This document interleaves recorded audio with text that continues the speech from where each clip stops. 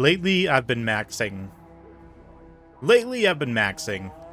Gorgemaxxing, that's right. So has Scarbrand, and today we're going to watch him take his Gorgemaxxing build into this Empire player. This was supposed to be a nice cheeky Vanguard deployment behind his opponent, but instead his opponent went full corner deployment here with a defensive position up on the hill.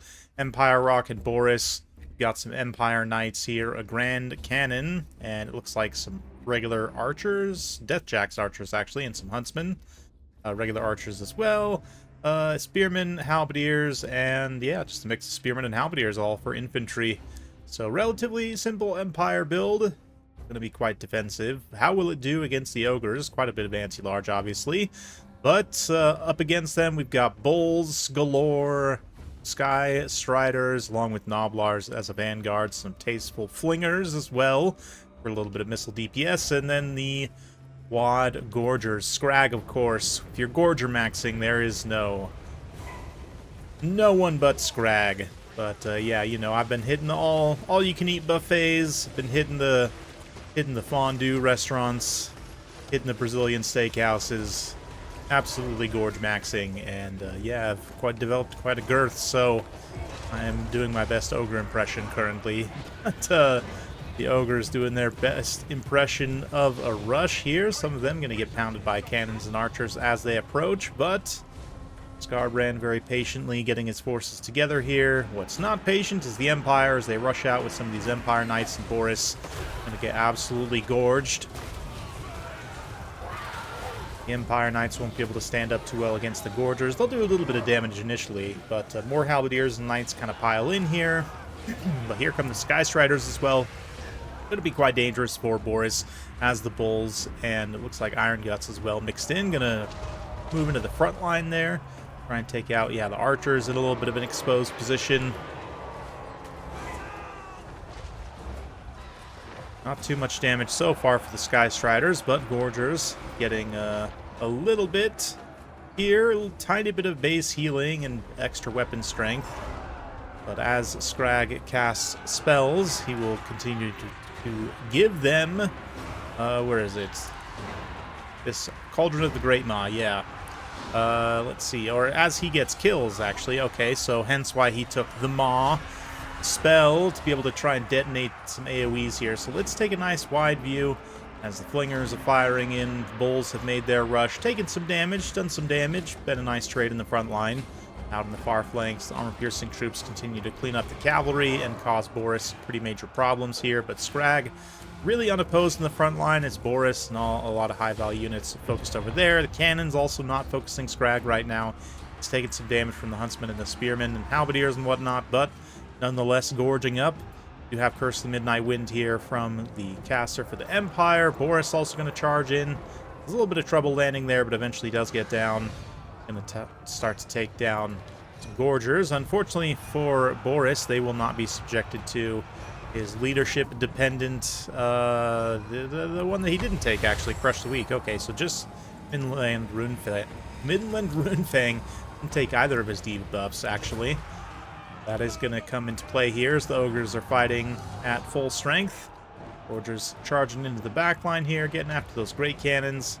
Yeah, main engagement, kind of a wash a little bit. Empire, if anything, winning slightly here. Able to push some Empire Knights in the back line and start to deal with those Flingers. Scrag is taking quite a bit of damage, so looking a little bit tough potentially for the Ogres, but they've been able to break quite a bit of troops. Scrag gives himself the meat feast, gets some HP back, make sure he can hang in this fight. Right now, no pressure from Boris. Boris still trying to defend his back line here. Actually detaches the great cannons from their artillery pieces, then tries to move them away. Empire Knight's going to get a nice charge in here. Try and lance some of these Gorgers. These gorgeous Gorgers just absolutely feasting here. Also, Sky Striders moving in as well. Really nice Curse of the Midnight Wind. Hits a lot of the high-value troops of the Ogres in this engagement. Got more Gorgers following up, though. They're going to plow into the back of those Halberdiers. Of course, being unbreakable, they'll fight to the bitter end. Not going to be subjected to any leadership shocks. Sky Striders, on the other hand, are struggling in terms of leadership. They're down quite a bit of HP and for their unit models as well. So they're going to pull away there. Try and get the Gorgers and some of these Noblars to follow up. Empire Knights still just chewing on Flingers, which is buying some time for these units. Continue trying working here. Scrag moves in to try and plow through. We've got the Huntsmen are done. Archers are significantly lesser priority because they don't have an anti-large bonus on their bows, obviously. But will the Ogres be able to overwhelm? Right now, running out of steam a little bit, but the passive healing, let's check in and see how much the Gorgers have been fed here. Just about, yeah, like 3/4 almost of their potential passive healing percentage. So quite a few of these guys, yeah, like 8 unit models still there. You got 10 unit models still there. So that passive healing definitely going to be coming into play as long as they're able to stay alive. And of course, the extra weapon strength as well will help against certain targets like these cavalry or against Boris. Actually, forget how much HP per model Empire Knights have. Maybe it matters depending on the armor roll. But anyway, Scrag moves in to get some more kills. And Boris also jumps into the fray here, straight into the center of the Gorgers, but here comes the Maw. Oh yes. You see the cauldron pop, and then the giant Maw pops up, blasts a bunch of Empire troops, maybe does some friendly fire as well, but that's okay. Scrag himself up to 206 kills. So I'd imagine that's going to be fully charged. Yep. Cauldron of the Great Maw fully charged now, so plenty of passive healing. Extra weapon strength for the Gorgers that remain. And it's a good thing too, because the Ogres army is getting very thin on the ground. Thankfully, Sky Striders do come back from rout, and they're going to move through, do some nice damage to these routing troops. Gorgers also continuing to fight here, continuing to kind of pull away a little bit, not necessarily letting themselves get surrounded. There's actually not that much left here, right, that's not routed. It's mainly 1 unit of spears, and Boris himself. Those halberdiers are going to immediately rout under the charge of the Sky Striders. Meat Feast used there as well to try and generate some healing on the other high-value target that doesn't get healed by the Gorger Feast. Speaking of feasting Gorgers, Empire Knights charge in and are going to be met with some nasty armor-piercing healing behemoths. Yeah, super mutants. Absolutely spectacular. Boris trying to take a chunk out of them. They are going to shatter what's left of the spears, though. Yeah, all that's left is pretty much Boris and the Celestial Wizard. So Sky Striders move into a surround. Boris is heal capped. And that will be the end, I think, for the Empire. It's looking pretty rough there, potentially, for the Ogres. Got quite low on the balance of power, but now, yeah, with Boris going down, that's going to be pretty much all she wrote. I would expect pretty quick army losses. There we go.